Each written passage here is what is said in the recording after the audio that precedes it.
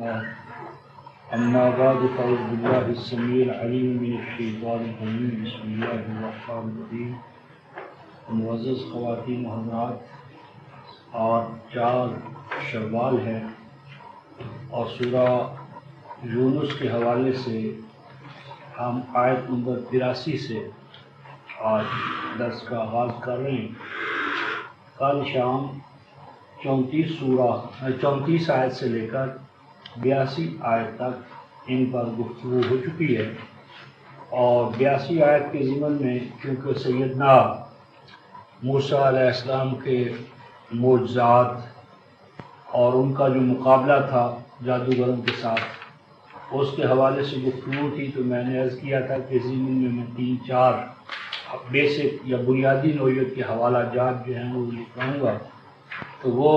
میں چاہتا ہوں کہ وہاں سے ہم پچھلی بحث جو ہے آیت نمبر 82 والی اس کا تکملہ کر لیں اور پھر آیت نمبر 83 سے آگے چلیں۔ پہلی چیز یہ ہے رفقا محترم کہ جو سیدنا موسیٰ علیہ السلام کے معجزات کے بعد میں جو تصور دیا جاتا ہے، اس ضمن میں آپ سب سے پہلے سورہ الانعام اور اس کی آیت نمبر 35 اس کو سامنے رکھا کریں۔ اس میں کتاب اللہ نے جو سپر نیچرل وے سے جو بھی بات منوائی جائے اس کو قرآن حکیم نے جہالت قرار دی ہے۔ جہالت، فلا تکونن من الجاہلین، تو جس بات کو اللہ تعالیٰ نے جہالت قرار دیا ہے، کسی بھی دور میں اللہ تعالیٰ سے یہ ممکن نہیں، ناقابل تصور ہے کہ کسی بھی دور میں اس نے اس جہالت کا خود ارتکاب کیا ہو۔ یعنی ایک چیز کو اگر اللہ تعالیٰ جہالت قرار دیتے ہیں کسی بھی دور میں، تو اسی جہالت سے نعوذ باللہ اللہ تبارک و تعالیٰ کا متصف ہونا یا اس کا ارتکاب کرنا یہ ناممکن ہے، یہ شان الوہیت کے خلاف ہے۔ یہ پہلا موہ کا اصول ہے جو 4:35 میں ہمارے سامنے آتا ہے، 6:35۔ نمبر 2 یہ ہے کہ قرآن حکیم میں جو سیدنا موسیٰ علیہ السلام کے معجزات ہیں، ان کا جو موقع کا گواہ ہے، موقع کا گواہ وہ فرعونی ساحر ہے۔ جس طرح سیدنا مسیح علیہ السلام کے معجزات کے بعد میں موقع کے گواہ کون ہے؟ حواری۔ حواریوں کا موقف جو ہے وہ موقع کی گواہی کا مقام رکھتا ہے۔ اسی طرح یہاں پر جو فرعون جن کو مقابلے میں لایا حضرت موسیٰ علیہ السلام کے، تو ان کا جو موقف تھا وہ ہم پہلے سورہ الاعراف آیت نمبر 125، 26 اور 27 میں پڑھ چکے ہیں کہ وہاں پر انہوں نے کہا کہ ہم ایمان لائے ہیں اللہ تبارک و تعالیٰ کی آیات پر، آمنا بآیات ربنا، کہ ہم تو اپنے رب کی آیات پر، اور بالخصوص رب کا یعنی ربوبیت عالمینی کی جو آیات موسیٰ نے ہمارے سامنے رکھی ہیں ان پر ہم ایمان لے آئے۔ حالانکہ وہاں پر سیدنا موسیٰ علیہ السلام نے صرف عصا کا اظہار کیا ہے، ید بیضا زیر بحث ہی نہیں آیا، اور اسی طرح اور جو 9 آیات کی بقیہ جو 7 ہیں ان میں سے کوئی چیز بھی وہاں سامنے نہیں آئی۔ تو وہاں وہ یہ کہتے ہیں کہ آمنا بآیات ربنا۔ یہ دوسری بات کہ وہ کون سی آیات رب تھی؟ عصا تو صرف ایک ہی آیت ہے، تو اس کے علاوہ کون سی تھی؟ تو اس ضمن میں پھر تیسری بات جو ہمارے سامنے آتی ہے وہ ہے سورہ طٰہٰ آیت نمبر 61۔ یہاں پر سیدنا موسیٰ علیہ السلام کا خطاب ہے، جو انہوں نے قوم کو اور سحرہ کو سب کو مخاطب کرتے ہوئے کہا، فرمایا کہ لا تفتروا علی اللہ کذبا فیسحتکم بعذاب۔ کل اسی کا حوالہ تھا کہ نہ گھڑو تم اللہ کے ذمے جھوٹ، 20/61، فرمایا کہ نہ گھڑو تم جھوٹ اللہ کے کھاتے میں، کہ اگر تم ان جھوٹوں کو گھڑو گے فیسحتکم بعذاب، تو یہ تمہارے لیے تباہی کا، عذاب کا باعث بن جائے گا۔ تو اس سے پتہ چلا کہ سیدنا موسیٰ علیہ السلام کی مخاطب جو قوم ہے، یہ نہیں ہے کہ وہ اللہ کے منکر ہے، اللہ کو نہیں مانتے، کیونکہ جو قوم اللہ کو نہ مانتی ہو اسے کہنا کہ تم اللہ کے کھاتے میں اللہ کے ذمہ جھوٹ نہ گھڑو، بیکار بات ہے، وہ تو اللہ ہی کو نہیں مانتے۔ تو پھر اس ضمن میں ہم نے 7:137 دیکھا تھا کہ سیدنا موسیٰ علیہ السلام کے مقابلے میں فرعون جو ہے ایسا نہیں تھا کہ وہ اللہ کو نہیں مانتا تھا. قرآن اس میں کہتا ہے یا ذراکا و آلہتک، یا ذراکا و آلہتک. تو فرعون کے بھی الہ تھے، فرعون بھی الہ کو مانتا تھا، لیکن اصل میں وہ قدری اور جبری تھا. وہ قدر و جبر کا قائل تھا اور اس بات کا قائل تھا کہ اللہ جس کو چاہتا ہے حاکم بناتا ہے، جس کو چاہتا ہے محکوم بناتا ہے، جس کو چاہتا ہے غریب بناتا ہے، جس کو چاہتا ہے امیر بناتا ہے. اور چونکہ اس نے ہمیں حکومت و اقتدار دی ہے، لہذا ہمارے پاس حکومت و اقتدار اللہ کی مشیت کے تحت ہے، اور جو ہمارے اس حکومت یا اقتدار کو چیلنج کرتا ہے وہ اللہ کی مشیت کو چیلنج کرتا ہے. تو جبر و قدر کے حوالے سے یہ مسئلہ ہمارے سامنے لایا گیا. پھر آگے چل کر آپ 28/36 میں یہ دیکھیں گے کہ جب سیدنا موسیٰ علیہ السلام نے ید بیضاء اور عصا ان چیزوں کو قوم کے سامنے پیش کیا، فرعونیوں کے سامنے، تو انہوں نے یہ کہا 28/36 کہ ما سمعنا بہذا فی آبائنا الاولین، ما سمعنا بہذا فی آبائنا الاولین. اب اگر ان یعنی عصا اور ید بیضاء کا تعلق رویت کے ساتھ ہوتا، دیکھنے کے ساتھ ہوتا، ان کا تعلق ان چیزوں کے ساتھ ہوتا کہ جس کو ہم آنکھوں سے جن کا مشاہدہ کرتے ہیں، تو قرآن اس کو یوں کہتا کہ ایسی چیزیں ہم نے دیکھی نہ تھی. یعنی جو کچھ موسیٰ دکھا رہا ہے ماں نہیں دیکھی، نہیں مشاہدہ کیا ہم نے ان جیسی باتوں کا کبھی آبا میں، اسلاف میں، مشائخ میں، اکابر میں. اس کے برعکس وہ کہتے ہیں کہ ما سمعنا بہذا فی آبائنا الاولین، کہ ایسی چیزیں آباء و اجداد سے، اکابر سے، مشائخ سے جو کچھ ہمارے ہاں چلا آ رہا ہے، روایتی مذہب کا تصور، تو یہ تو ان سب سے ہٹی ہوئی باتیں. نہیں سنا ہم نے ان باتوں کو، ان دلائل کو، ان آیات کو اپنے مشائخ میں، اکابر کے ہاں. پھر اس کے بعد 43 سورہ زخرف ہے، اس کی آیت نمبر 47 میں ایک اور حقیقت ہمارے سامنے لائی گئی ہے کہ جب سیدنا موسیٰ علیہ السلام نے عصا اور ید بیضاء اور ان چیزوں کو پے بپے وہ پیش کرتے رہے،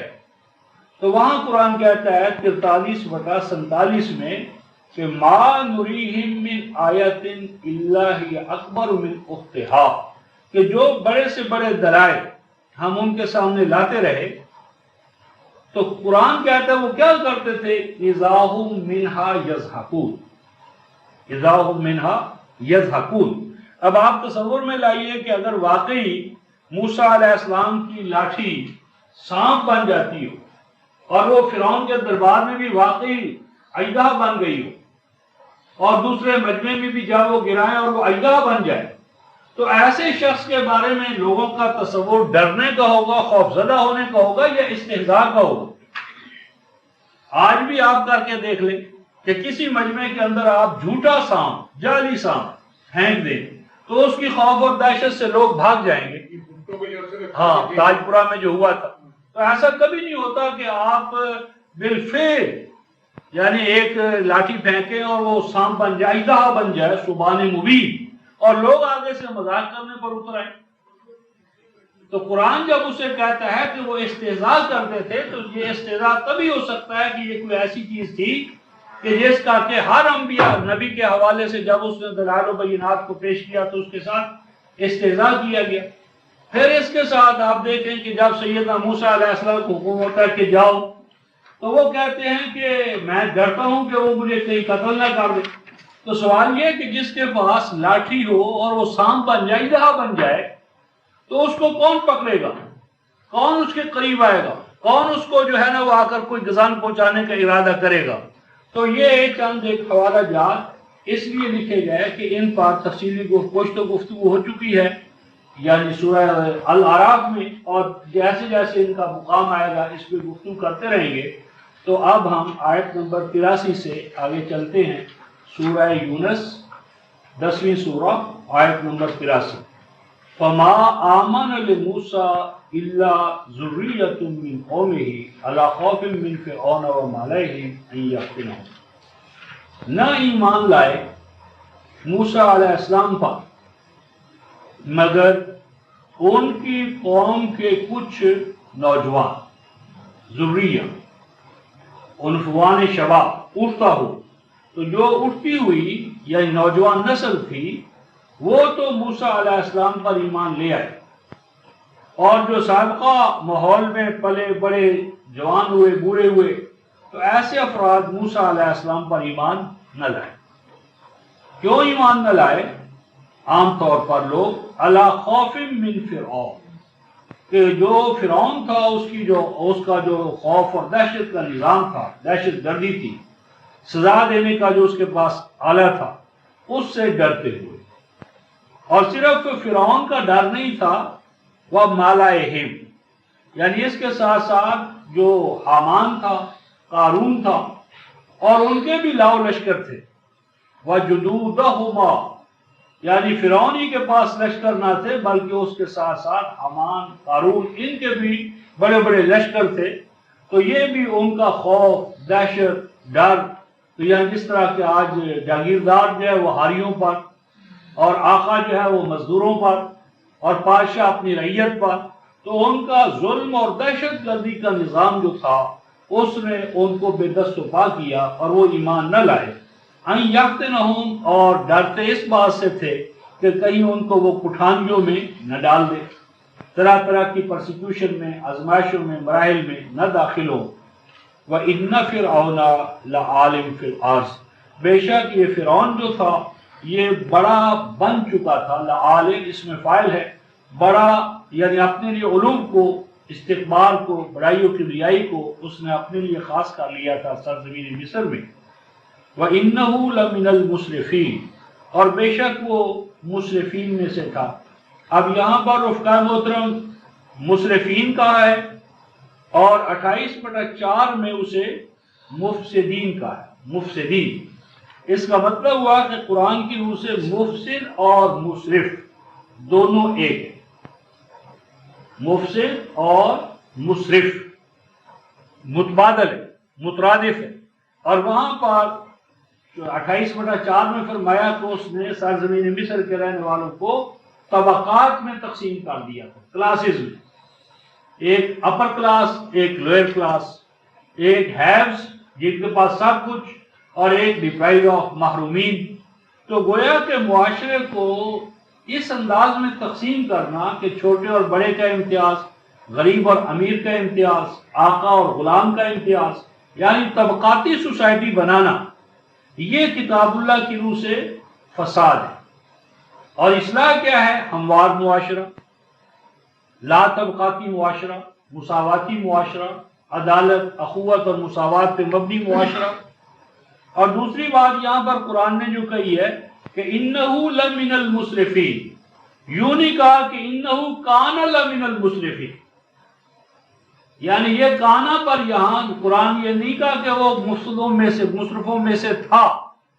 بلکہ کہا انہو لمن المسرفین۔ اس کا مطلب یہ ہوا کہ مکی ماحول میں فرعون موجود تھا، اس فرعون کا ذکر نہیں کہ جو سرزمین مصر میں تھا،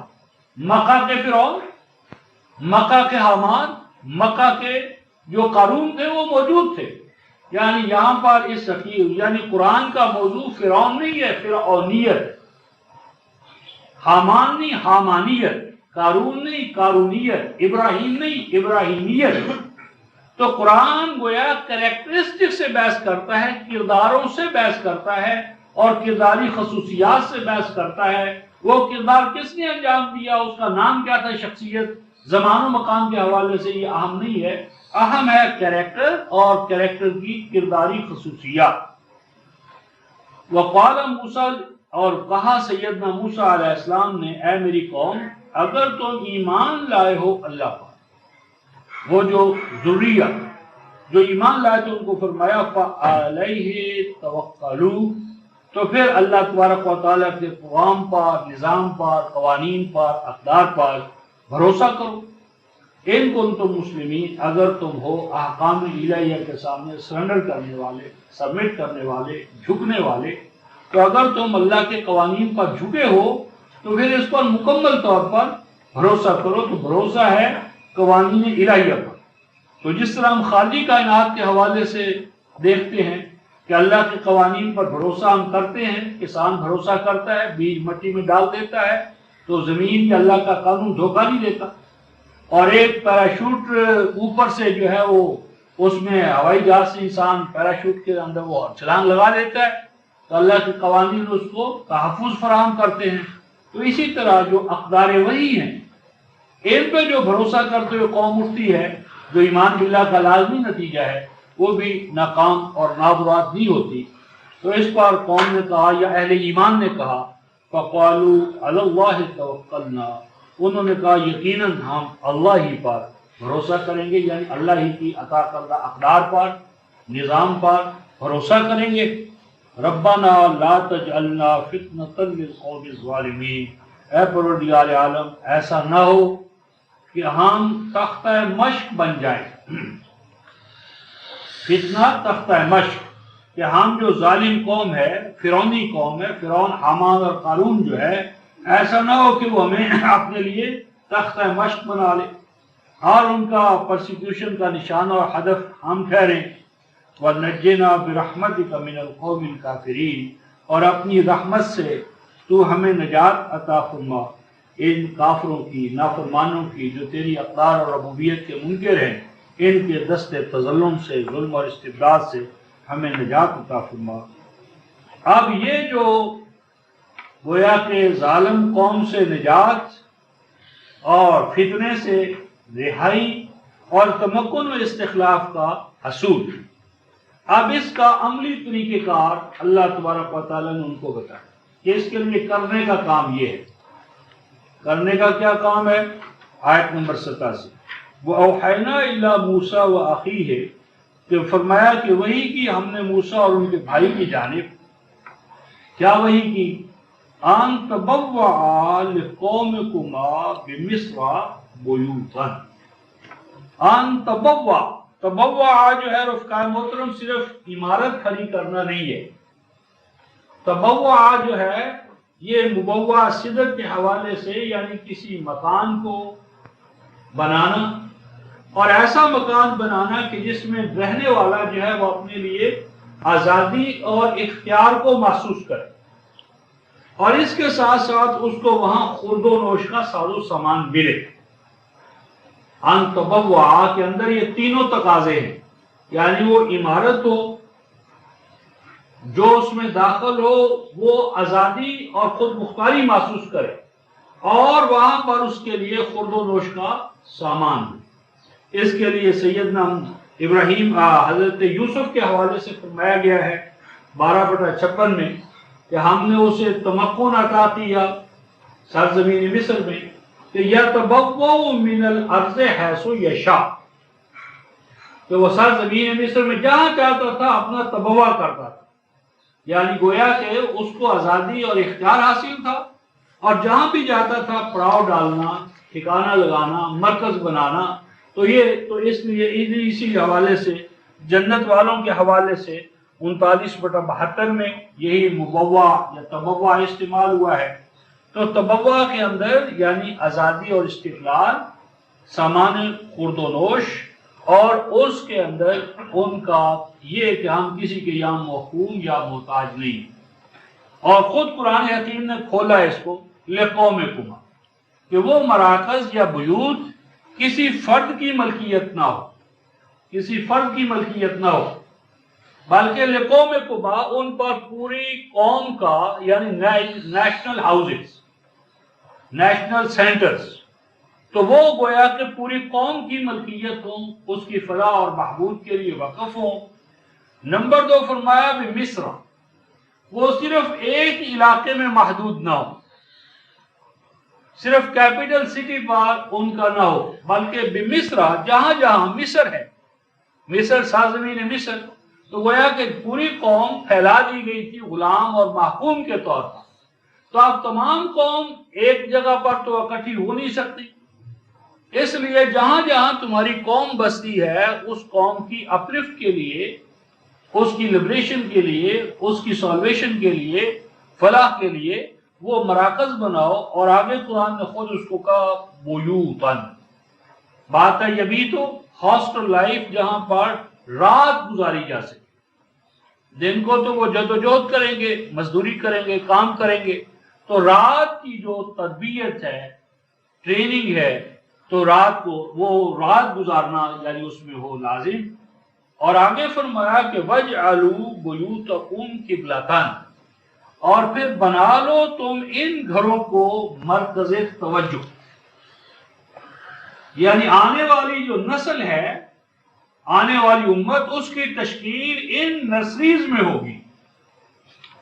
ان مراکز میں وہ آنے والا نمونہ جو ہے، نمونے کا جو انسان ہے، اس کو ڈھالا جائے. یہ گویا کہ ٹکسال ہے. آنے والی امت کیا ہوگی، آنے والا نظام حکمرانی کیا ہوگا، کس طرح کا تم انسان ڈھالنا چاہتے ہو، بنانا چاہتے ہو، نوع انسانی میں کس نمونے کی شخصیت تم دیکھنا چاہتے ہو، تو اس کی تشکیل کرو ان مراکز میں. تو وَجْعَلُوا بُيُوتَكُمْ قِبْلَةً، بناؤ تم ان گھروں کو مرکز توجہ. وَأَقِيمُوا الصَّلَاةَ، اور وہاں پر وہ نظام جو تم بین الاقوامی سطح پر چاہتے ہو، پوری قوم پر چاہتے ہو، پورے ملک پر چاہتے ہو، وہ نظام صلاۃ ان مراکز میں قائم کرو. ان مراکز میں اس کی تعلیم اور تربیت ہو، ان مراکز میں وہ ایڈمنسٹریشن ہو، وہ قضاء ہو، وہ عدالت ہو، وہ اخوت ہو، وہ مساوات ہو. تو وَبَشِّرِ الْمُؤْمِنِينَ، اور فرمایا کہ جو افراد اس پروسیس سے جو تشکیل پذیر ہوں، اس طرح ان میں نمود ذات ہو، تو فرمایا کہ ان کو بشارت دو کہ اب اگلا مرحلہ اقتدار کا، تمکن کا، استخلاف کا وہ کچھ دور نہیں ہے، وہ قریب آن پہنچا ہے. تو یہ گویا ان کے لیے ہی نہیں، مکی دور میں نبی پاک صلی اللہ علیہ وسلم نے بھی دار ارقم قائم کر کے یہی کام کیا. اور آج قرآن کے نام پر جو دعوتیں اٹھتی ہیں اور وہ ناکام ہو رہی ہیں، تو اس کی وجہ بھی یہی ہے کہ تمام زور صرف تصنیف پر دیا جاتا ہے، تصنیف پر، کتابوں پر، رسالوں پر. تو یہ چیز بھی دعوت و اشاعت کے حوالے سے کتابیں لکھنا، پرچے نکالنا، یہ بھی ناگزیر ہے. لیکن ان سے زیادہ ہم، یا ان کے ساتھ ساتھ پوری اہمیت کی حامل جو بات ہے وہ یہ ہے مراکز کا قیام، کہ جہاں جن مراکز سے آپ ہراولدستہ تیار کریں اپنی نسل کو، اپنے بیٹوں کو، بیٹیوں کو اس آنے والے انقلاب کی علمی اور عملی تربیت دینے کے لیے جب تک ہم مراکز قائم نہیں کرتے رفقائے محترم، تو وہ بات آگے نہیں چلے گی. تو یہاں پر ہمیں اسٹریٹجی آف ریولوشن، آنے والے انقلاب کی گویا حکمت عملی کیا ہو، اور وہ کہاں سے اٹھے گا، کہاں سے آگے چلے گا، تو یہ عطا کیا گیا. تو آگے فرمایا وَقَالَ موسیٰ علیہ السلام نے اس پر یوں کہا کہ اے ہمارے پروردگار، اِنَّكَ آتَيْتَ فِرْعَوْنَ وَمَالَهُ زِینَةً وَأَمْوَالٌ فِي الْحَیَاةِ الدُّنْیَا، کہ اے پروردگار عالم، آپ نے اپنے قوانین طبیعہ کے تحت عطا کیا ہے فرعون اور اس کے لاؤ لشکر کو، فرعون کے ساتھ حامان اور قارون اور ان کے لشکروں کو، زینت و زیبائش، و اموالا، اور مال و دولت، فی الحیات دنیا، حیات دنیا کے حوالے سے. یہ جو آتیتا تو نے عطا کیا ہے، تو اس کے لیے 17/19 کلن نمد ہؤلاء و ہؤلاء من عطاء ربک وما کان عطاء ربک محضورا. تو آپ قوانین طبیعہ کے تحت ہر ایک کو جو جدوجہد کرے گا اس کو آپ دیتے ہیں، تو اس کے نتیجے میں اسی قانون طبیعی کے تحت آپ نے ان کو بھی دیا. لیکن نبی کی حیثیت رفقائے محترم شاہد عادل کی ہوتی ہے، یہ سرکاری گواہ ہوتا ہے. تو جس طرح سرکاری گواہ پر سرکار اعتبار کرتی ہے اور اس کی گواہی مستند ہوتی ہے بشرطے کہ وہ جھوٹا اور منافق نہ ہو، تو انبیاء علیہ السلام کو اللہ تعالیٰ نے شہداء قرار دیا اپنی اقوام کے حوالے سے، تو وہ جھوٹی شہادت نہیں دے سکتے، ان کی شہادت سچی ہوتی ہے. یا یوں سمجھ لیں کہ جس طرح ایک سرجن ہوتا ہے، تو سرجن اگر کسی عضو کے بارے میں یہ سرٹیفائی کرے، شہادت دے کہ یہ عضو کاٹا جانا چاہیے، کاٹ دیا جانا چاہیے، کیونکہ اگر یہ نہیں کٹے گا تو یہ پورے جسم کو تباہ و برباد کر دے گا. تو جس طرح ہم سرجیکل ورلڈ کے اندر، جراحی کی دنیا کے اندر، سرجن کی شہادت پر ہم اس عذر کو کاٹ دیتے ہیں اور اس کے کاٹنے کو ظلم نہیں کہتے۔ اسی طرح انسانی دنیا کے اندر انبیاء علیہ السلام کی شہادت جو اپنی قوم کے خلاف ہوتی ہے، ان کی قوم کے خلاف ہوتی ہے، وہ سچی شہادت ہوتی ہے، وہ اس امر کی گواہ ہوتی ہے کہ اب اس قوم میں باقی رہنا جو ہے اس کی گنجائش نہیں، اگر یہ باقی رہیں گے تو سوائے فساد کے، تباہی کے، بربادی کے اور اس کا کوئی نتیجہ نہ ہوگا، تو یہ ہلاکت کا واضح اشارہ ہے۔ تو اے پروردگار عالم، آپ نے ان کو قوانین طبیعت کے تحت یہ مال و دولت عطا کی، ربنا لیضلوا عن سبیلک، یہاں پر اے پروردگار عالم اب اس مال دولت کا، زینت و زیبائش کا نتیجہ یہ نکل رہا ہے، لیضلوا عن سبیلک، یہ جو لام ہے لے، یہ لام غائط یا سبب کا یا پرپز کا نہیں ہے، اس لام کو ہم کہتے ہیں لام عاقبت، لام عاقبت یعنی لام نتیجہ، کہ جو کسی چیز کا فائنل اینڈ جو ہے اس کا اظہار کرتا ہے، کہ جس طرح سیدنا موسیٰ علیہ السلام کے حوالے سے آیا کہ فرعونیوں نے ان کو پکڑ لیا، اور پکڑنے کا نتیجہ قرآن حکیم نے یہ بیان فرمایا ہے کہ وہ فَالْتَقَطَهُ، یہ 28/8، فَالْتَقَطَهُ آلُ فِرْعَوْنَ لِيَكُونَ لَهُمْ عَدُوًّا وَحَزْنًا، کہ پکڑ لیا موسیٰ کے تابوت کو آل فرعون نے، فرعونیوں نے، آگے ہے لِيَكُونَ لَهُمْ عَدُوًّا وَحَزْنًا، کہ وہ ان کے لیے دشمن ہو جائے، تو انہوں نے تو اس لیے نہیں پکڑا تھا کہ وہ دشمن ہو جائے، یہ لام عاقبت نتیجہ، یعنی انہوں نے تو پکڑا جو پکڑا، جس ارادے سے پکڑا، لیکن فائنل نتیجہ اس کا یہ نکلا۔ تو اسی طرح یہ لام جو ہے یہ عاقبت کا ہے، نتیجے کا ہے، نہ کہ سبب کا یا مقصد کا۔ فرمایا کہ اے پروردگار عالم، آپ کا دیا ہوا مال، دولت، وسائل، اب اس کا ان سب کا نتیجہ یہ نکل رہا ہے لیضلوا عن سبیلک، تیرا جو سبیل ہدایت ہے، سبیل ربوبیت ہے، اس راستے سے روکنے کے لیے اب یہ مال و دولت صرف ہو رہا ہے۔ ربنا اطمس علی اموالہم، اے پروردگار عالم ان کے اموال پر طمس کر، تو یہ جو ہے کہ ان کے اموال کو تباہ و برباد کر دے، یہ مطلب نہیں ہے۔ اس کے لیے 77/8 اذا النجوم طمست، مال کا مقصد تو یہ تھا کہ وہ ان کی حفاظت کا کام کرے، انہوں نے تو مال اس لیے رکھا تھا کہ یہ مال ان کے تحفظ کا باعث بنے گا، جس طرح انہوں نے کہا کہ ہم مال والے ہیں، اولاد والے ہیں، وما نحن بمعذبین، اور ہم کیسے ہو سکتا ہے کہ ہم پر عذاب آئے۔ تو نطمس علی اموالہم کا معنی یہ ہے کہ یہ مال و دولت جس مقصد کے لیے انہوں نے رکھا ہے، اس مقصد کی بجائے یہی مال ان کے لیے ہلاکت کا باعث بنے، کیونکہ تیرے نظام ربوبیت سے روکنے کے لیے سب سے آگے ان کا ذریعہ جو ہے وہ مال بن گیا ہے۔ واشدد علی قلوبہم، اور اس کا یہ بھی معنی نہیں کہ ان کے دلوں کو سخت کر دے، یہاں قلوب سے مراد ہے قائدین، قلوب سے مراد ہے قائدین، قلب الشیء وہ کسی چیز کا قلب، اس کو حرکت میں لانے والا، اس کو موڑنے والا، اسے رخ دینے والا۔ تو اے پروردگار عالم ان کے جو اکابر مجرمین ہیں، ان کو جو صبح و شام مصروف جدوجہد رکھتے ہیں، یعنی ان کے قائدین ائمۃ الکفر، تو جب تک ائمۃ الکفر پر ضرب کاری نہیں لگے گی فلا یؤمنوا حتی یروا العذاب العلیم، تو مجھے نظر نہیں آتا کہ یہ ایمان لائیں تاہم کہ ان کے اوپر دردناک سزا، عذاب جو ہے اس کا کوڑا نہ لگے۔ تو ارشاد فرمایا قالا قد اجیبت دعوتکما، اللہ تعالیٰ نے فرمایا کہ موسیٰ اور ہارون تم دونوں کی یہ دعا جو ہے اس کو قبول کر لیا گیا ہے۔ دعا کے فلسفے میں یہ آیت جلیلہ رفقا محترم بہت فیصلہ کن ہے۔ غور کیجئے، قرآن نے کہا اجیبت دعوتکما، تم دونوں کی دعا قبول ہو گئی۔ اب ہمارے ہاں کیا ہوتا ہے، دعا قبول ہو گئی، لمبی تان کر سو جاؤ۔ اللہ نے جو قادر مطلق نے دعا سن لی اور اس کو قبول کر لیا، تو اب اگر اللہ تعالیٰ نے دعا سن لی ہے تو قبول ہو جائے گی، ہو چکی ہے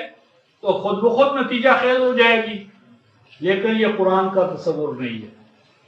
اجیبت دعوتکما، تمہاری یہ دعا جو ہے یہ ہمارے قانون کے مطابق ہے، کسی بھی چیز کو نظام کے تحت لینا ہو تو پہلے ہم درخواست دیں گے اور اس میں اپنی ڈیمانڈ جو ہے اس کے بارے میں ثابت کریں گے کہ یہ لافل ہے، یہ رولز اینڈ ریگولیشن کے مطابق ہے۔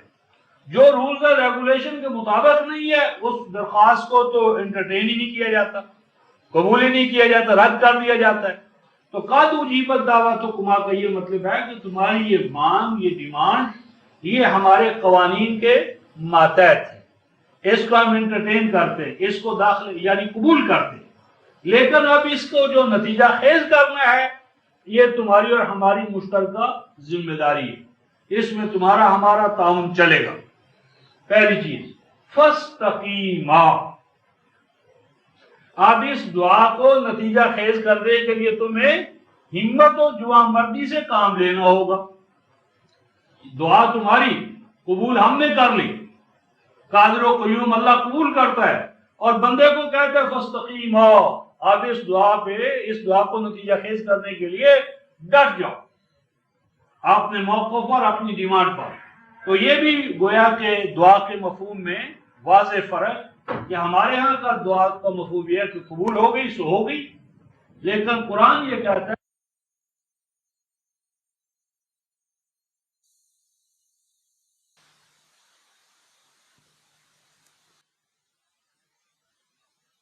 الذین لا یعلمون۔ تیسری بات قبولیت دعا کے لیے کیا شرط ہے؟ اور نہ راستہ اختیار کرو تم ان لوگوں کا کہ جن کے پاس ہمارا علم نہیں ہے۔ گویا کہ جو علم الہی ہے،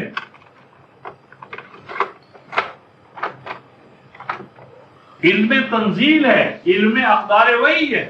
تو اقدار وحی سے اگر کوئی چیز ہٹی ہوئی ہے تو اس کا قبولیت دعا کے حوالے سے حصول ناممکن، یعنی دعا کے لیے شرط ہے کہ وہ علم الہی کے مطابق ہو، وہ قوانین صحیفہ فطرت کے مطابق ہو، قوانین تنزیل کے مطابق ہو۔ اب اگر ایک شخص شادی نہیں کرتا اور کہتا اللہ مجھے بچہ دے دے، تو یہ علم الہی اقدار وحی کے خلاف ہے، سنت اللہ کے خلاف ہے۔ تو جو چیز سنت اللہ کے خلاف ہے اس کے لیے دعا ناممکن ہے، اور سنت اللہ کے مطابق بھی ہمیں عمل شرط ہے۔ 35/10 سنت اللہ، یعنی ہمارا مطالبہ سنت اللہ کے مطابق ہو، پہلی شرط، اور پھر اس سے متعلقہ جو ایکشن ہے، کام ہے، جدوجہد ہے، وہ بھی اقدار وحی کے مطابق ہو، پھر وہ ہوگی نتیجہ خیز۔ ادروائز کیا ہوگا؟ 13/14 کہ پانی کے کنارے کھڑا ہے اور دعا مانگتا ہے کہ اللہ بھیج کوئی جھکڑ، ہوا کا تیز تند طوفان کے وہ پانی اڑا کر ہتھیلی پہ لے آئے، وما ہوا ببالغ وما دعاء الکافرین الا فی ضلال۔ ایسے کافر لوگ ہوتے ہیں کہ جو اللہ تعالیٰ کے قوانین کو نظر انداز کرتے ہوئے اور متعلقہ اعمال کو انجام دیے بغیر دعاؤں پر دعائیں مانگتے، وہ کافر ہیں۔ ان کافروں کی دعاؤں کا تو ہم لوٹ وسیل لیتے، اور یہ آج ہمارا حال۔ تو آیت نمبر 90 جاوزنا بنی اسرائیل البحر، تو یہ مرحلہ طے ہو گیا۔ اب اس مرحلے کے بعد وہ مرحلہ آیا کہ ہم نے عبور کروا دیا بنی اسرائیل کو وہ سمندر، دریا، جھیل مینسل، اس سے وہ کراس کر گئے یا کراس کر رہے تھے۔ فَأَتْبَعَهُمْ فِرْعَوْنُ وَجُنُودُهُ، پس پیچھا کیا فرعون اور اس کے لشکر نے، بغیم و عدوا۔ اس وقت دو چیزیں تھی فرعون کے ذہن پر سوار، ایک تو تباہ و برباد کر دینا اور دشمنی، یعنی وہ حسد اور دشمنی کے جذبات سے اندھا ہو چکا تھا۔ اس وقت وہ اپنے حواس میں نہیں تھا، جس طرح کہ آدمی کسی پر چڑھائی کرتا ہے تو نہیں دیکھتا، حواس باختہ ہو جاتا ہے۔ حواس باختگی کی وجہ سے وہ اس نے نہ دیکھا کہ پانی چڑھ رہا ہے، جزر کے بعد اب مد کی کیفیت آ رہی ہے 20/77، تو وہ جب گزرے ہیں تو اس وقت جزر کی کیفیت تھی، پایاب ہونے کی کیفیت تھی، اور جب فرعون آتا ہے تو پانی مد میں آ رہا تھا، یعنی وہ پھیلا ہوا پانی دوبارہ اپنے بیڈ کی طرف آ رہا تھا، لیکن چونکہ وہ حواس باختہ تھا، حسد اور انتقام نے اسے اندھا کر دیا تھا، تو اندھا دھند اس نے وہ دیکھے بغیر کس نتیجہ کیا نکلے گا چھلانگ لگا دی، لشکر کو بھی اس میں اتار دیا، حتی اذا ادرکہ الغرق، یہاں تک کہ جب انجام کار وہ پانی کی زد میں آ گیا، پانی نے اسے اپنی لپیٹ میں لے لیا۔ قالا، تو اس نے کہا آمنت انہ لا الہ الا اللہ، فرمایا اس وقت اس نے کہا کہ میں ایمان لاتا ہوں کہ بے شک وہ الہ، اس الہ کے سوا کوئی اور الہ نہیں ہے کہ جس پر بنی اسرائیل ایمان لائے ہیں، وَأَنَا مِنَ الْمُسْلِمِينَ، اور میں اس کے احکام کے سامنے جھکنے والا ہوں۔ تو اللہ تعالیٰ الآن، اب، وَقَدْ عَصَيْتَ قَبْلَ، اور اس سے پہلے تو مسلسل و پہم نافرمان تھا، وَكُنْتَ مِنَ الْمُفْسِدِينَ، اور تیری نافرمانی یہ تھی کہ تو نے نظام ربوبیت کی جگہ پر طبقاتی سماج بنایا اور میرے بندوں کے اندر چھوٹے اور بڑے کا امتیاز پیدا کیا، تو فسادیوں میں سے تھا۔ تو اب یہاں پر جو اس کا ایمان ہے رفقائے محترم، جو غرق ہونے کے وقت تھا، اسے قبول نہ کیا گیا، اور یہی بات سورہ النساء آیت نمبر 19 میں 19 سے 21 تک آپ دیکھیں گے کہ وہاں موت سے پہلے کی جو توبہ ہے اسے اللہ تبارک و تعالیٰ قبول نہیں کرتے، کیونکہ توبہ کر لی آپ نے تو توبہ کے بعد اصلاح کے لیے تو اب آپ کے پاس ٹائم نہیں رہا، تو جب مرنے سے پہلے کی توبہ اللہ کا قبول نہیں ہوتی تو مرنے کے بعد جو عام پارسل یہاں سے بھیج رہے ہیں ایصال ثواب کے نام پر، یہ اس کے کھاتے میں کیسے اکٹھے ہو سکتے؟ اور بالخصوص جب ہے بھی وہ مشرک، تو اس کا مطلب یہ ہوا کہ یہ سارا کاروبار مذہبی پیشوائیت کا پھیلایا ہوا ہے بر بنائے قرآن۔ تو موت کے بعد یا موت سے پہلے جو اس حالت میں کہ جب انسان کو اگلا جہاں نظر آنے لگتا ہے تو اس وقت کی توبہ بھی قبول نہیں اور ایمان بھی۔ فرمایا فَالْيَوْمَ نُنَجِّيكَ بِبَدَنِكَ لِتَكُونَ لِمَنْ خَلْفَكَ آیَةً وَإِنَّ كَثِيرًا مِّنَ النَّاسِ عَنْ آیَاتِنَا لَغَافِلُونَ، اور فرمایا کہ بس آج ہم تیرے بدن کو، تیری لاش کو محفوظ رکھیں گے، لِتَكُونَ لِمَنْ خَلْفَكَ آیَةً، تاکہ جو تیرے بعد میں آنے والے ہیں ان کے لیے تو نشان ٹھہرے کہ جو بھی میری اقدار وحی سے ہٹتا ہے اور معاشرے میں یہ کیفیت پیدا کرتا ہے اس کا انجام یہ ہوتا ہے۔ وَإِنَّ كَثِيرًا مِّنَ النَّاسِ عَنْ آیَاتِنَا لَغَافِلُونَ، اور بے شک لوگوں کی اکثریت ہماری ان آیات سے، ان حقیقتوں سے ابھی تک غافل ہے۔ تو اب یہ بات جو ہے رفقائے محترم کہ فرعون کی لاش کو محفوظ رکھنا یہ الہی منصوبہ تھا، تو بائبل اس سے کلی طور پر خاموش ہے، اور قرآن اسے بعد میں آنے والا جو بقول ان کے موقع پر کا گواہ نہیں ہے وہ اسے اللہ کی آیات میں شمار کرتا ہے اور کہتا ہے کہ لوگوں کی اکثریت اس سے غافل ہے۔ تو اب اس فرعون کی لاش کو جو اس سیدنا موسیٰ کے مقابلے میں تھا اس کو متعین طور پر جان لیا گیا ہے اور برٹش میوزیم میں اسے محفوظ کر لیا گیا ہے، وہ آج بھی اس کے لیے گویا عبرت کا نشان ہے۔ تو اس پر بھی اگر کہنے والے کہتے ہیں جی قرآن اتھینٹک نہیں ہے، بائبل ہماری اتھینٹک ہے، تو ان کو سوچنا چاہیے کہ جو نبی امی نے اللہ کے حوالے سے یا اللہ تعالیٰ سے علم پا کر جو بات کہی اس میں جو کچھ کہا گیا وہ حقیقت، اور جو موقع کے گواہ کہہ رہے ہیں وہ اس سے زیر بحث اس بات کو نہیں لاتے۔ تو یہ علم انما انزل بعلم اللہ، تو یہ قرآن علم الہی کا مظہر ہے، اس لیے جو کچھ حال کے حوالے سے کہا، ماضی کے حوالے سے کہا، مستقبل کے حوالے سے کہا، وہ محفوظ رہنے والا ہے کیونکہ یہ علم الہی کا مظہر۔ یہ لاش تو ملی 1907 میں، ہاں، اس سے پہلے جو اتنے 1300 سال گزر گئے وہ کسی کو عبرت نہ حاصل ہوئی۔ پہلی چیز تو یہ ہے کہ وہ جو فرعونیت ہے، فرعونیت اس کو تو ہمیشہ مسلسل عذاب ملا ہے، مسئلہ فرعون کی لاش کا نہیں ہے، اصل چیز تو فرعونیت ہے۔ فرعونیت ہمیشہ اللہ تبارک و تعالیٰ کے قوانین کے تحت عتاب میں آتی رہی ہے۔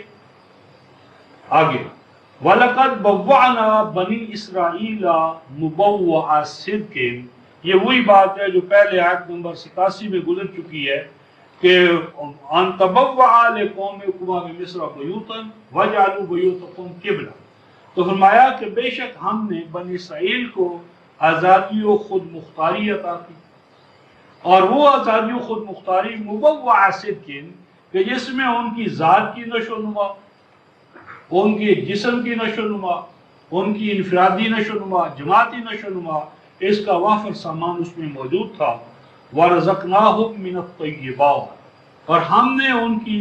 آزادی و خود مختاری کو برقرار رکھنے والی انتہائی سازگار نعمتیں ان کو عطا کی۔ اور سب سے بڑی آزادی و خود مختاری خود اللہ تعالیٰ کی سب سے بڑی نعمت ہے۔ طیبات میں سب سے بڑا طیب جو ہے وہ آزادی و خود مختاری ہے، اور اس کا ذکر امت مسلمہ کے حوالے سے، قرآن والوں کے حوالے سے سورہ الانفال آیت نمبر 26 میں ہو چکا ہے۔ تو فرمایا فَمَا اخْتَلَفُوا حَتَّى جَاءَهُمُ الْعِلْمُ، فرمایا کہ بنی اسرائیل میں اختلافات پیدا نہ ہوئے، گروہ بندیاں پیدا نہ ہوئی،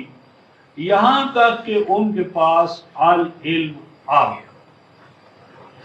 اس علم کے اندر تو رفقائے محترم ہونا چاہیے، علم تو نور ہے،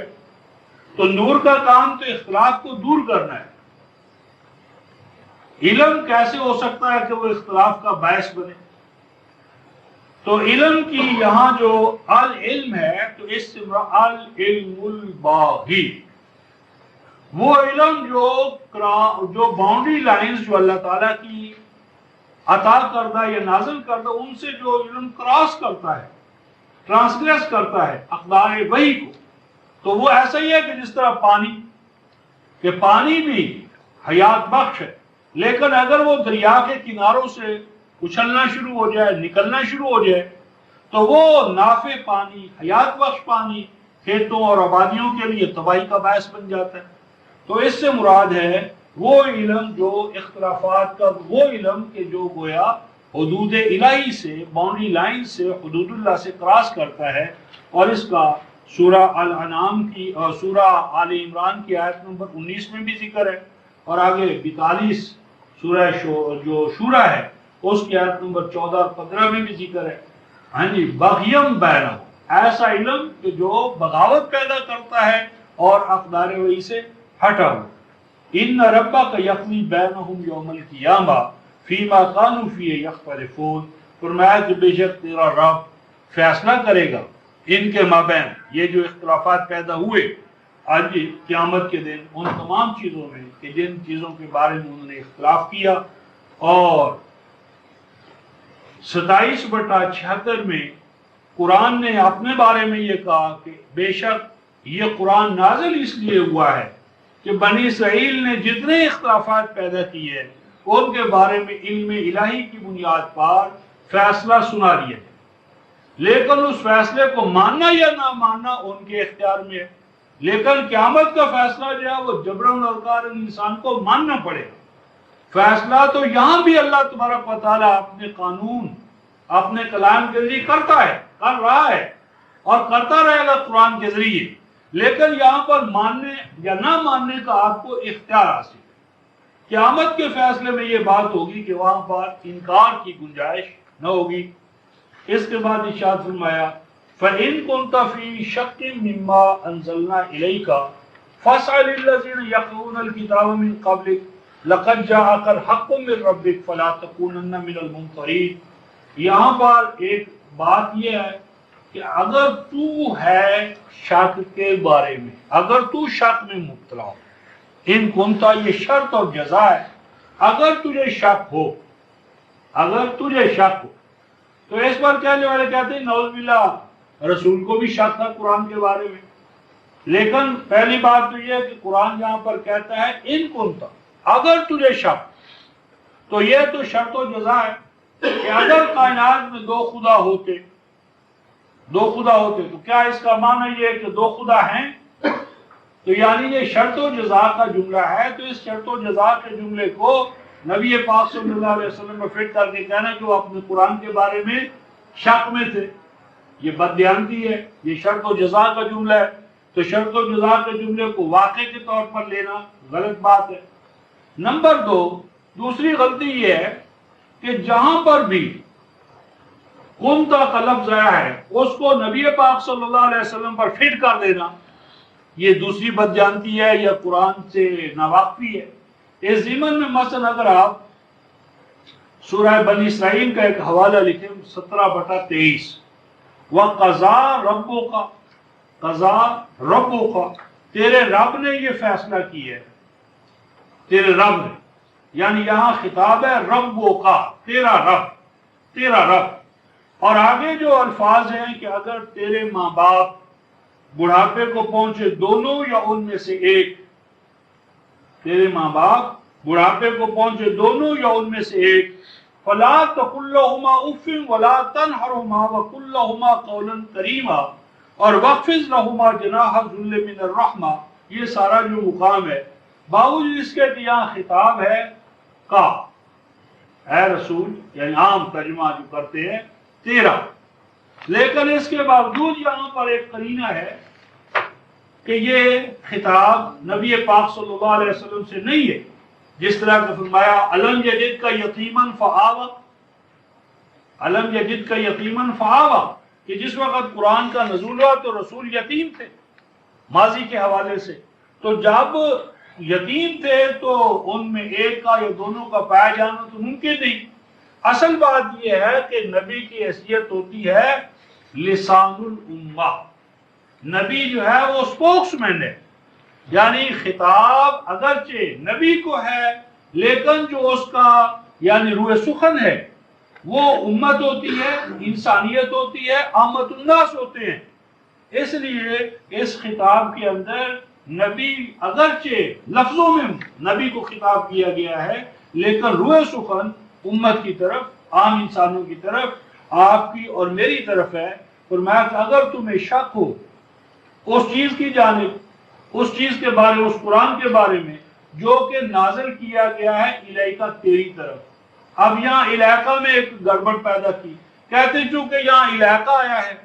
تیری جانب تو یہ قرآن تو رسول کی جانب نازل ہے، نہ کہ آپ کی اور ہماری جانب، تو یہ دوسری غلطی ہے۔ اس کے لیے 21 سورہ الانبیاء جو ہے اس کی آیت نمبر 10 میں اللہ تبارک و تعالیٰ فرماتے ہیں لقد انزلنا الیکم کتابا فیہ ذکرکم افلا تعقلون، یعنی یہاں پوری سب کے سب نوع انسانی، آپ ہم سب کے سب کو اللہ تبارک و تعالیٰ نے الیکم، الیکم ہم سب کے حوالے سے الیکم کا لفظ بولا ہے، 7/3 میں بھی اور 2 وہاں بھی ہے، اور اس کے ساتھ جو ہے آپ کی 231 اس میں قرآن حکیم نے ہم سب کے لیے کہا ہے کہ انزل علیکم الکتاب والحکمہ، نہ صرف علیکہ بلکہ علیکہ، عین کے ساتھ جو ہے تم پر وہ بھی ہے، تو اس لیے یہ بھی کوئی اختصاص نہیں ہے نبی پاک صلی اللہ علیہ وسلم کا۔ فَاسْأَلِ الَّذِينَ يَقْرَؤُونَ الْكِتَابَ مِنْ قَبْلِكَ، تو آپ فرمایا کہ پوچھئے ان لوگوں سے کہ جو پہلے کتاب دیے گئے، ان سے پوچھئے کہ جو کچھ قرآن میں آیا ہے یہ حقیقت ہے یا نہیں ہے، فَلَا تَكُونُنَّ مِنَ الْمُمْتَرِينَ، اور ان میں سے نہ ہو جائیے کہ جو قرآن کے مقابلے میں، ان حقائق کے مقابلے میں اپنے آپ کو بڑا سمجھتے۔ امترا یمتری کا معنی شک کرنا نہیں، مرار یمری اپنے آپ کو مرد قرار دینا اور دوسروں کو نامرد، یعنی اپنے آپ کو بڑا سمجھ کر اس قرآن کے حقائق کے سامنے سے انکار نہ کرو، اس کے سامنے جھک جاؤ۔ وَلَا تَكُونَنَّ مِنَ الَّذِينَ كَذَّبُوا بِآيَاتِ اللَّهِ، اور نہ شمار کر اپنا تو ان میں سے کہ جو اللہ کی آیات کی تکذیب کرتے ہیں، خواہ علم کے حوالے سے یا عمل کے حوالے سے، فَتَكُونَ مِنَ الْخَاسِرِينَ، کہ اگر تم نے ان حقائق کا انکار کیا تو لازمی بات ہے کہ اس کا تمہیں خسارے کے سوا کچھ حاصل نہ ہوگا۔ ان الذین حقت علیہم کلمۃ ربک لا یؤمنون، بے شک وہ کہ جن پر تیرے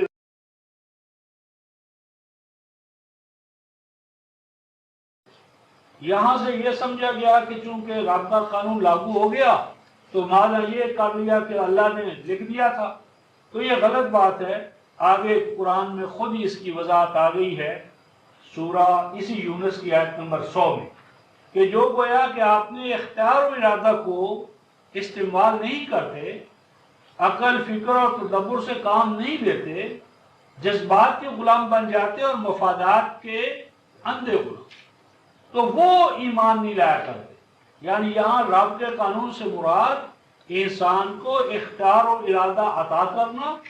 اور اس اختیار و ارادے کے استعمال کا مکمل طور پر انسان کو اختیار دینا، یہ مراد ہے. تو جو اپنے اختیار و ارادہ کا از خود استعمال نہیں کرتے وہ ایمان نہیں لایا کرتے. وَلَوْ جَاءَتْهُمْ كُلُّ آیَةٍ، حتیٰ کہ ان کے سامنے آپ آیات کا دلائل کا ڈھیر لگا دیں، ہر دلیل ان کے سامنے پیش کر دیں. وہ دلیل کائنات فطرت سے ماخوذ ہو، کتب سابقہ سے ہو، دلائل و بینات کا انبار بھی لگ جائے. حتیٰ یروا العذاب العلیم، یہاں تک کہ جب وہ عذاب بھی دیکھ لیتے ہیں تو اس وقت بھی وہ نہیں مانتے. وہ کہتے ہیں قد مس آبان السراء والضراء، یہ تو زمانے کا پھیر ہے، اس کے ساتھ کیا ہوتا ہے. فرمایا فلولا كانت قریۃ آمنت فنفعها ایمانها الا قوم یونس، فرمایا کہ کوئی بستی ایسی نہ ہوئی کہ وہ ایمان لاتی تو اس کا ایمان اسے نافع ہوتا، نفع پہنچاتا، سوائے قوم یونس کے، کہ جب سیدنا یونس اپنی قوم کو چھوڑ کر چلے گئے تو اس قوم کو احساس ہو گیا کہ ہم نے اپنے معلم کو، اپنے غمخوار کو، اپنے گویا کہ صحیح معنی میں مونس اور ناصر کو ہم نے ناراض کیا. ایسا نہ ہو کہ ہمارے اوپر عذاب آ جائے، گرفتار ہو جائے. تو انہوں نے صحیح معنی میں اخلاص کے ساتھ توبہ کی، اور توبہ کرنے کی حالت میں وہ اللہ تبارک و تعالیٰ کی طرف رجوع ہوئے. تو جب وہ رجوع ہوئے تو اللہ تعالیٰ نے وہ عذاب جو تھا اس کو ان سے ہٹا لیا، کیونکہ عذاب تو نافرمانیوں کی وجہ سے تھا. تو جب انہوں نے فرمانبرداری کا رویہ اختیار کر لیا تو میں لما آمن، جب انہوں نے توحید کو قبول کر لیا اور دستور حیات کو قبول کرنے کا ارادہ ظاہر کیا، کشفنا عنہم عذاب الخزی فی الحیات الدنیا، تو موقوف کر دیا ہم نے ان سے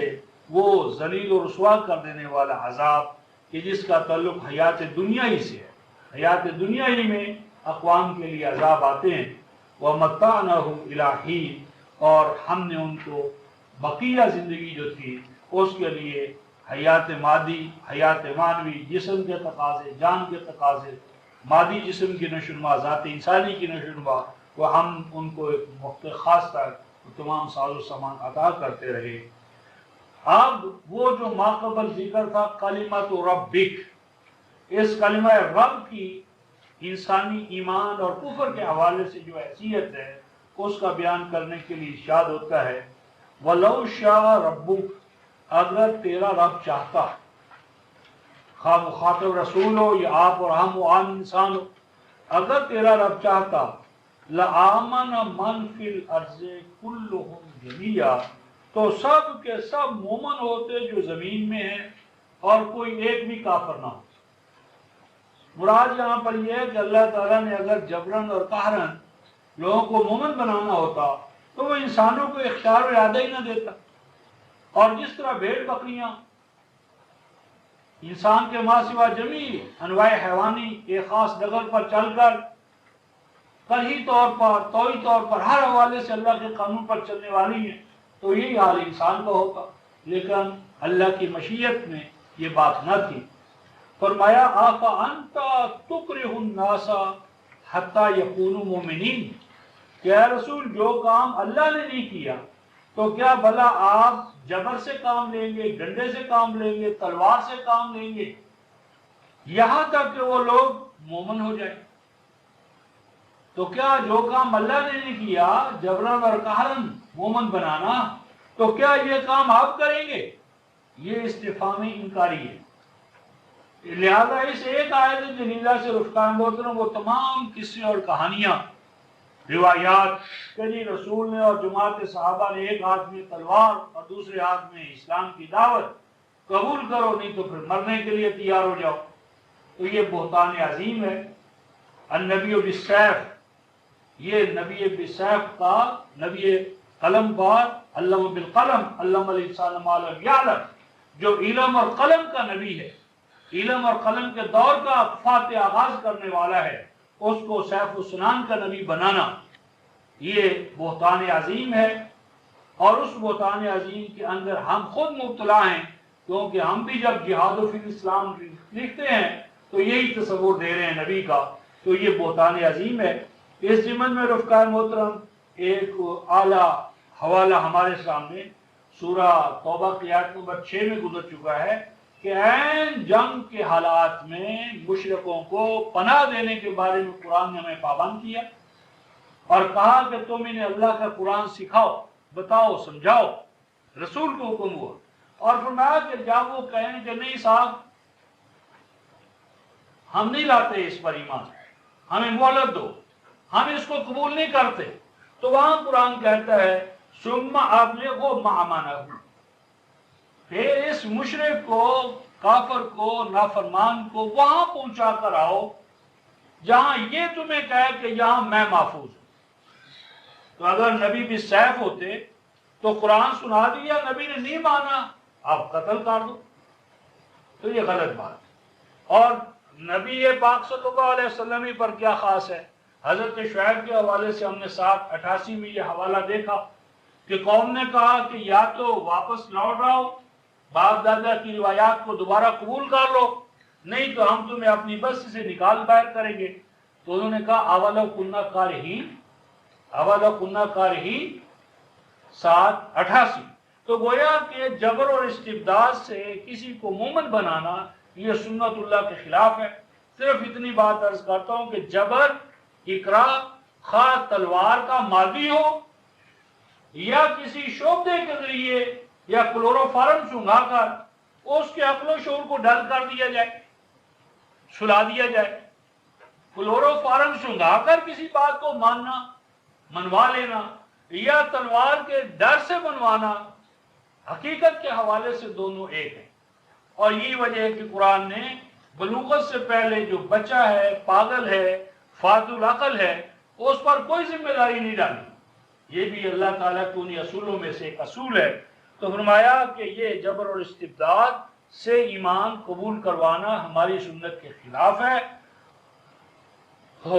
وَمَا كَانَ لِنَفْسٍ أَن تُؤْمِنَ إِلَّا بِإِذْنِ اللَّهِ، فرمایا کہ نہیں ہے انسانی ذات کے لیے کہ وہ ایمان لائے مگر اللہ کے قانون پر چلتے ہوئے۔ اور اللہ کا قانون کیا ہے؟ اذن کا معنی قانون، 7:58۔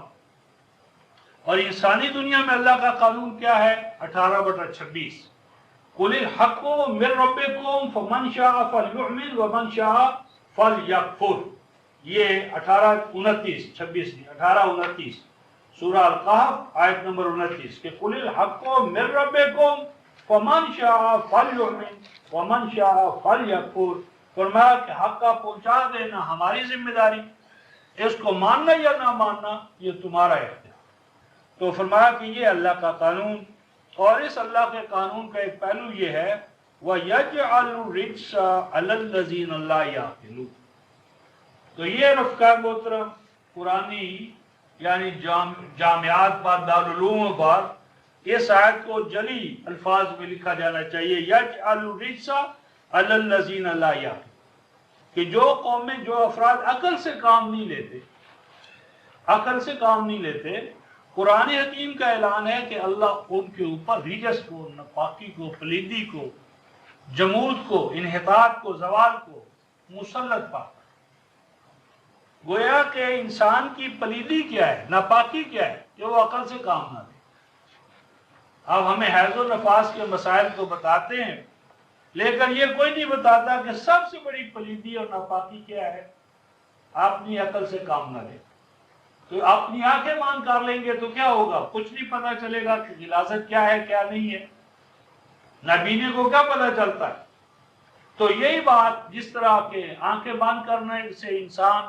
وہ ہو جاتا ہے، تو عقل کی آنکھ تو سب سے بڑی، گویا کہ اندھا پن کی سب سے بڑی مظہر ہے۔ تو میں کہ عقل کو جو کام میں نہیں لاتے وہ ناپاک اور پلید ہے۔ تو جب وہ ناپاک اور پلید ہے تو رب قدوس کے ساتھ ان کا کیا تعلق ہو سکتا ہے؟ کوئی سو دور ہے۔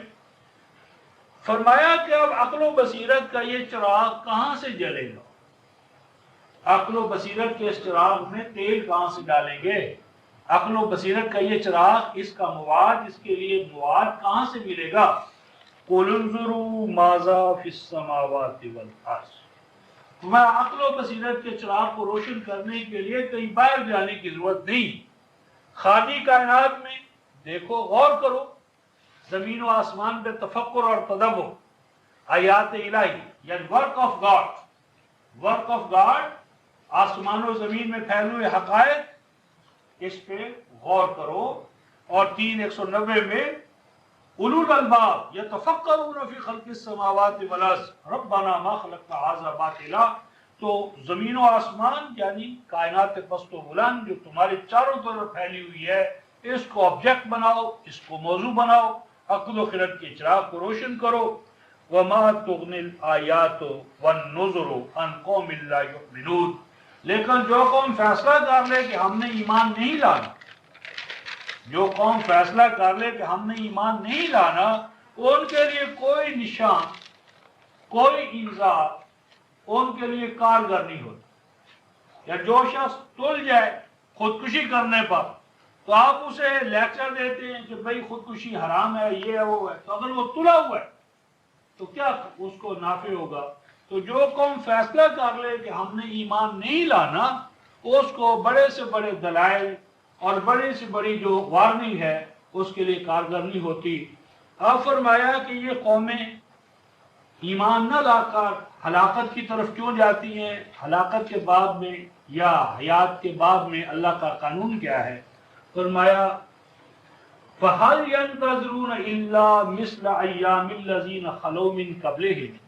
کہ اے رسول آپ کے جو منکر ہیں، آپ کی دعوت کو جو نہیں مانتے، انکار کرنے والے، نہیں انتظار کر رہے یہ مگر انہی ایام کا کہ جو گزر چکے ہیں ان سے پہلوں کے، ان سے پہلوں پر۔ تو اب اس کا مطلب یوم، ایام، یہ بھی فیصلہ ہو گیا کہ یوم کا معنی دن نہیں ہے۔ یوم کا اصل معنی جو ہے وہ کوئی ایسا عظیم واقعہ، یعنی سنت اللہ کا اظہار، خواہ وہ عروج کے حوالے سے ہو یا زوال کے حوالے سے، یعنی قانون مکافات عمل کے عملی مظاہرے۔ قانون مکافات عمل یہ اللہ تبارک و تعالیٰ نے عروج و زوال اقوام کے لیے جو اپنی سنت ٹھہرائی ہے، تو وہ سنت جب ظہور پذیر ہوتی ہے تو اس کی ظہور پذیری جو ہے وہ یوم الہی ہوتا ہے، ایام اللہ 14/5 فذکرہم بایام اللہ۔ تو یوم اللہ وہ دور، وہ زمانہ کہ جس میں اللہ تعالیٰ کا قانون مکافات عمل یا اس کی عروج و زوال کی سنت محسوس اور مرئی طور پر سامنے آ جاتی ہے، اور وہ جب محسوس اور مرئی طور پر سامنے آ کر رہے گی تو ارشاد فرمایا قُلْ فَانْتَظِرُوا إِنِّي مَعَكُمْ مِنَ الْمُنْتَظِرِينَ، فرمایا کہ پھر اس کا محسوس اور مرئی طور پر سامنے آنا تو اٹل ہے، بس تم بھی اس کا انتظار کرو، میں بھی انتظار کرتا ہوں۔ لیکن اس انتظار سے مراد یہ نہیں ہے کہ ہاتھ پہ ہاتھ دھرے منتظر فردہ رہیں۔ اس جن میں ایک چیز انڈرسٹوڈ ہے، وہ 6:135 میں پہلے ذکر آ چکی ہے کہ یا قوم اعملوا علی مکانتکم انی عامل فسوف تعلمون من تکون له عاقبۃ الدار اور انہ لا یفلح الظالمون، کہ تم بھی کام کرو اور مجھے بھی کام کرنے دو، اور تم دیکھو گے کہ جو قوم قوانین الہیہ کے مطابق سازگاری کے ساتھ آگے بڑھے گی وہ ناکام نہیں ہوگی۔ تو فرمایا کہ تم اپنے کام کو جاری رکھو، ہمیں اپنا کام کرنے دو، نتائج و ثمرات